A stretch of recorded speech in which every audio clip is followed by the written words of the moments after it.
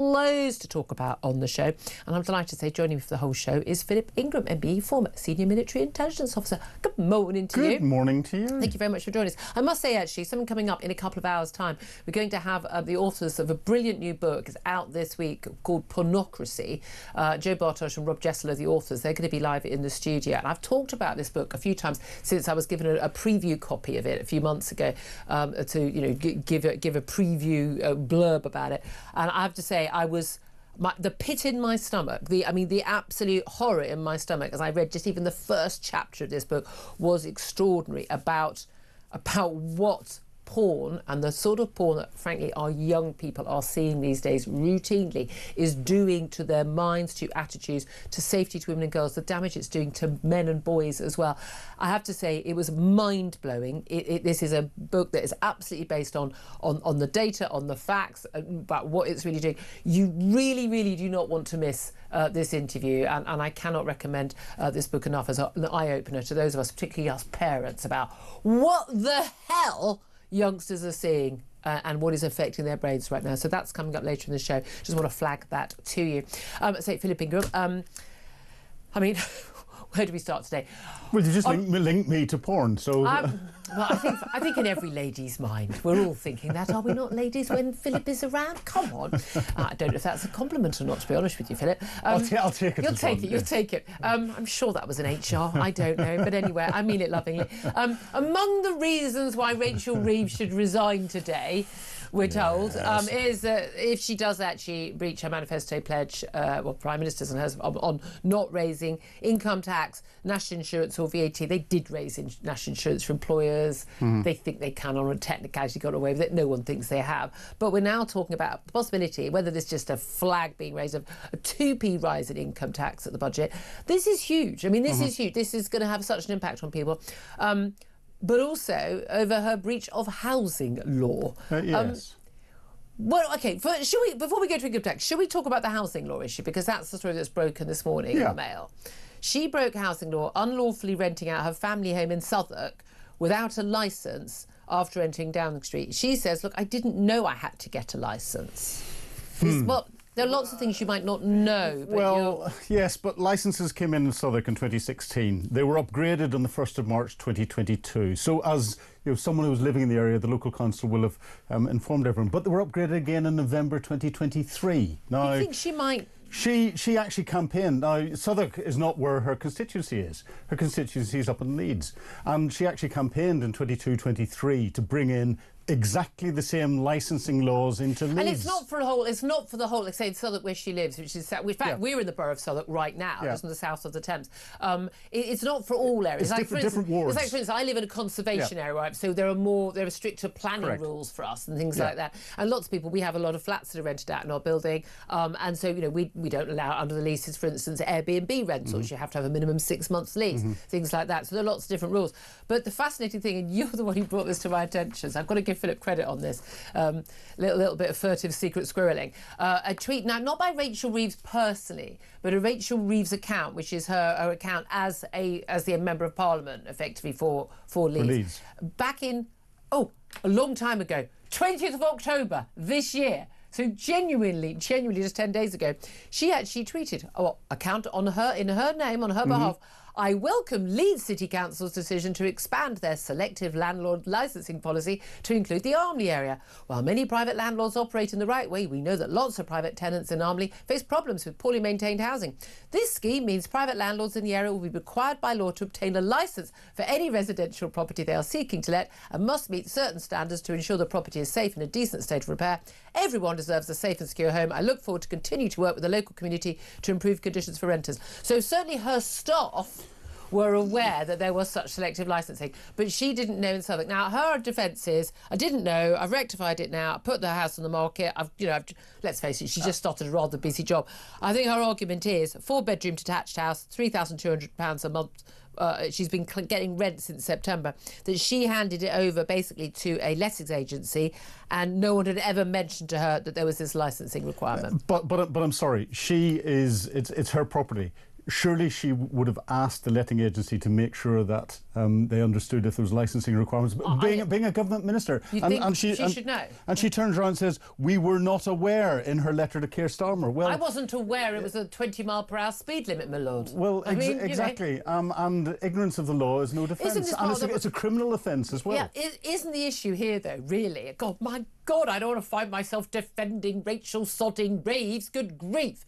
But isn't the real issue here is that there are all these random laws, and you're not going to know about it. So would I think if I owned a home in my area and I was able to rent out, that I'd think I better check if there is some random licensing? I didn't even know that existed. Yeah. Okay. Now she knew it existed because her office has tweeted about this in her constituency. Correct. So you'd think she of all people. Part of the problem with this country is there are so many rules and regulations that actually it's hard for anyone to keep up. That said, I, for instance, Maya, I put some trellis up on the garden wall, okay? I got planning permission for it. Would most people get planning permission for trellis? For trellis? No, they wouldn't. No, but because of my position, I always feel I need to be absolutely whiter than white. I don't want anyone to have anything on me. I don't want any sort of I don't want to be ever in, any newspaper anything for something like that. And this is my thing. You're the sitting Chancellor of the Exchequer. You should have people who know about this stuff. She's got a constituency office staff that are there to check. She's got her civil servants who'll just go. By the way, are you sure that you've got that because you live there?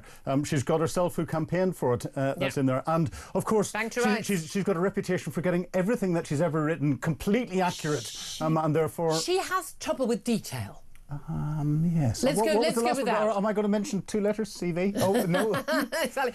Should she? I mean, Mel Stride, her shadow of the Tories, he says she should resign over this. Should she? If we look at why Angela Rayner was forced to resign, it was because she did not live up to the highest standards of the Ministerial Code. Well, I'm sorry, this is well below even the Prime Minister's ethics guy said there doesn't need to be an investigation. He doesn't think there's a problem. Well, there doesn't need to be an investigation. It's black and white. So she has to go. Here's the thing. We know perfectly well. Prime Minister doesn't want her to go. He can't keep losing. He can't afford to lose her. He can't lose another one before the budget. Also, crucially, it's not just because it's for the budget. It's because she's going to be the one who's going to take the heat for the awful budget. Yeah. And then he fires her. Yeah. And then it was Rachel, as if he isn't, by the way, his job title, formally, not Prime Minister, First Lord of the Treasury. Yes. He gets the final say on these things.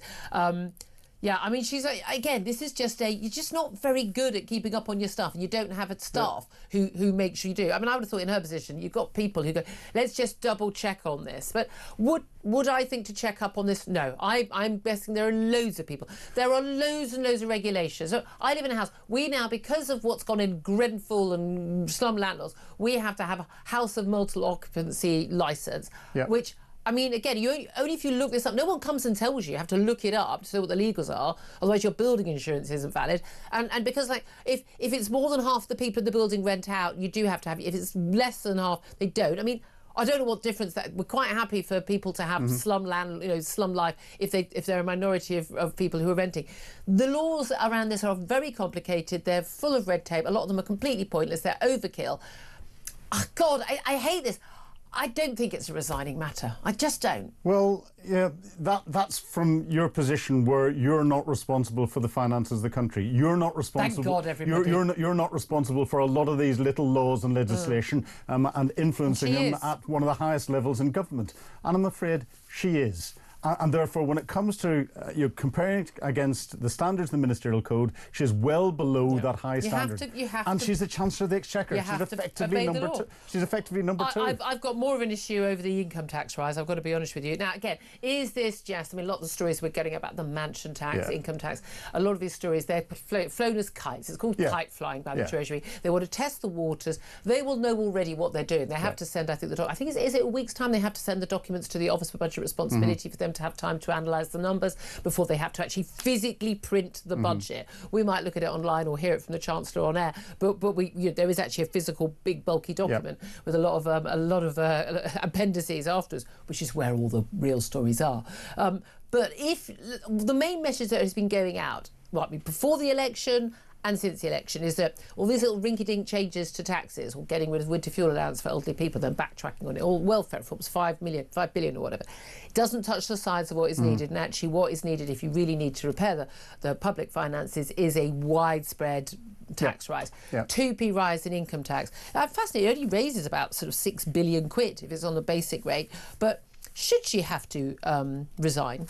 Well, she's got a fiscal policy completely wrong. And you look at everything that's in there. She says she inherited a 22 billion black hole. The OBR couldn't find it. But the OBR is now saying the black hole is now 40 billion. Now, that's another 18 billion in less than 18 months. It took the Tories 14 years to get that 22 billion that the OBR can't find, black hole that the OBR can't find. And then we get Keir Starmer turning around in July and saying, no, we're not going to break our manifesto. And then yesterday refusing to do it. Oh, I mean, the PMQs was such a... And Kemi Badenoch saying, well, I asked you that question in July, and in July you said, yes, you stood by those manifesto commitments, and it was so obvious his answer did not stand by. And therefore, she is, in military terms, his staff officer for all matters financial. She will have done the planning. Well, she didn't do any planning, clearly, and given him everything that went into the manifesto, and it's quite clear that nothing has been thought of. If Labour were coming in at the very beginning saying, we're going to increase the defence budget to 3 and then 5% of GDP, we're going to do this, we have to pay for this. So I'm afraid when we get in, we're going to put 2p on the pound on income tax to pay for this, pay for the NHS and pay for everything else. I think everyone would have gone, that's painful. But yeah, OK, right, we'll do that. No, I don't think they would. No, genuinely, this is my thing, is that actually voters, this is my issue with everybody. And I've said this a million times and I'm going to keep saying it. If we keep demanding better public services, better this, better that, I want the same standards as France and Germany have got, you have to pay for it. And you know how they pay for it? They have much higher taxes on everybody. People who don't wait a nanosecond for an appointment in France or in Sweden, they pay much higher taxes than the average earner in this country does as a percentage of their income. And we've got too many people in this country who are not contributing at all. Oh my, that's the number one issue to me. That's the number one issue across the board. Yeah, I don't put my taxes up, which are paying for some 20-year-old claiming that he's a bit anxious on a Monday morning. Sod that, get back to work. Or a 20-year-old who's come across on a boat and has put in 4-star accommodation, who then commits a crime, and we then have to pay for to be in prison for the rest of his life. £15 being spent on housing these asylum seekers and illegal migrants, criminals entering this country illegally. And people say, oh, most of these people, they end up getting a right to stay. No, that's because they can't send them home. It's not because they are legitimate. And because it's quicker to process in that way, and the civil service goes rubber stamp. Look, we've had 4. We've actually had 4 cases just in the space of the last few days of a week. Again, one which only got to, the Somalian national, Habi Kabdiraxman Nur. He entered the UK legally, of course he did, and he knifed father of 3, Govinda Singh Johal, at Lloyds Bank in Derby, after his asylum application was rejected. Having said to the asylum staff, I'm going to go and I want to kill people, he got sentenced to a minimum of 25 days. We had, on Friday, a Channel migrant found guilty of the totally unprovoked murder of Rhiannon White, a British mum. She worked at the asylum hotel where he was staying. He stabbed her repeatedly with a weapon. We had, Hadush Kabatu, the Epping migrant hotel sex attacker, set free by accident last Friday from Chelmsford prison. We had to pay to go back to... They'll be paying him 500 quid. Now, the argument is, if he kicks off, it's a commercial airline, you have to take him off the airline, and the Defence Home Office Minister saying, look, basically, it would cost us about 10 grand to get him back on another plane, so we pay these people. I mean, he was actually hard done by, because actually he could have got up to 2 grand. So silly man. He'll be back in a couple of weeks' time. Yeah, exactly. He's done then he'll know the full rights he's got. He's done an interview, saying exactly what we already knew from a lorry driver who was delivering to HMP Chelmsford and overheard the whole thing, that he basically tried to hand himself in. Yesterday we had an Afghan refugee charged with the triple stabbing in Uxbridge, which left Wayne Broadside. He left him dead, Broadhurst, dead, and 2 others in hospital: a 45-year-old man and a 14-year-old boy. Safi Dawood. Again, Afghan arrival. He is going to be appearing in court today. He's accused of 1 count of murder, 2 counts of attempted murder, and possession of an offensive weapon. I mean, have I done them all? Are there any more I need to do? Oh, there'll be lots more. And that's just the ones we know about. Okay, exactly.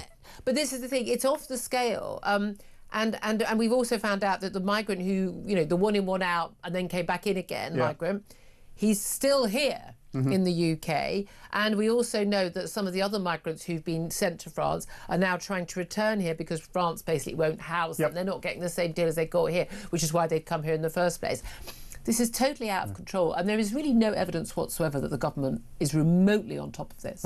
It's completely crazy, you know. And if these are asylum seekers and they're running away from oppression in their states, we should be housing them to United Nations High Commission for Refugees standard that you'd find in any country where people are fleeing, and that's tented accommodation in the middle of a field, ideally with a big fence around it. So you not don't ideally, only with a big fence. You don't let people out, and you bust the food in. You bust the water in, you make sure that there's enough Human rights lawyers won't allow sanitary. it. You know that, I know that, everyone knows that. That's why they closed the detention camps that we did used to have. But the human rights lawyers are not going then out to all of the countries that are surrounding Syria or into Darfur or into other places saying, United Nations High Commission for Refugees, you're breaking everyone's human rights by providing these safe facilities for people. It doesn't matter. That's what they're going to say, and the courts are going to go, oh no, these people should be allowed freedom. It is not someone's complete human right who come in illegally where you don't know anything about them to go out and effectively, by their presence and by the actions of a very small minority, and it is a small minority,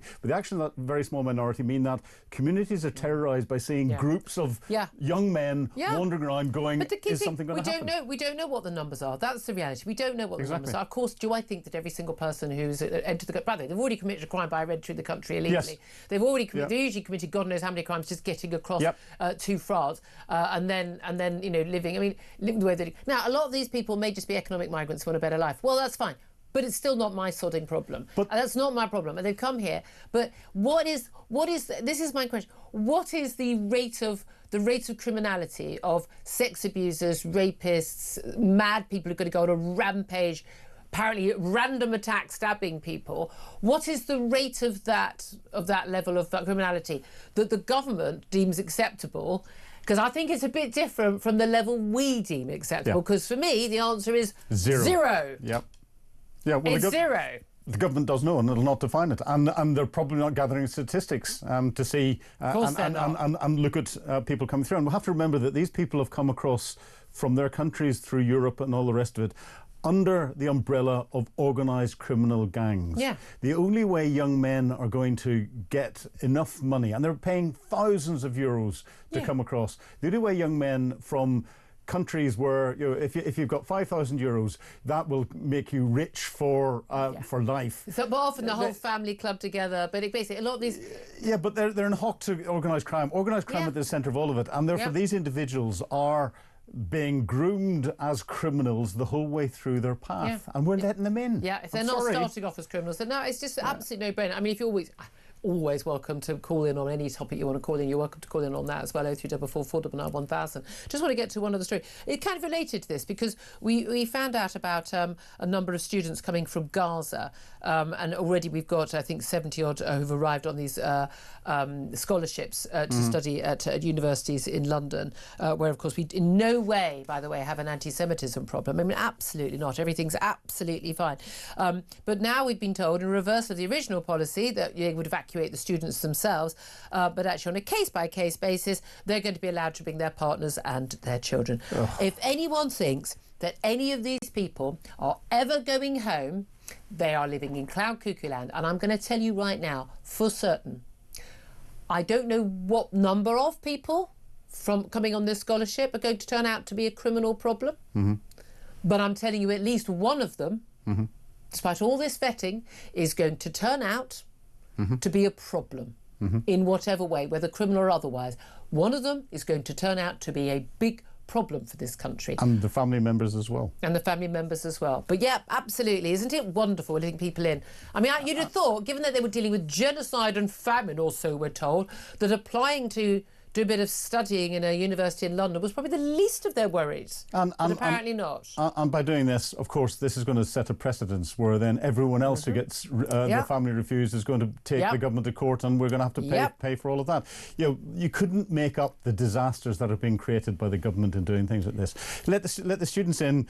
I've got a problem with that anyway, but certainly not families, children and all the rest of it. If they want to come here to study to make it better so that they can go home and be better for themselves. The benefit is they're being allowed to come and study here. If they decide that they don't want to... No, I'm sorry. I vote no. I don't want anyone from Gaza coming to this country. Full stop. No, I'm sorry. We have established this is a massively radicalised population with views that are completely polar opposite to what we would expect of people arriving in this country. I vote no. I vote no every time. I'm sorry. There will be lovely, wonderful people who would be great academics who would absolutely deserve that role. It's not worth the risk, because I'm sorry, the desire of someone living in Gaza who wants to come and study in London does not trump the rights of the British people and the safety of the British people. End of. I do not trust anybody coming from there. That's not racism. It's not against Muslims. It's not against Palestine.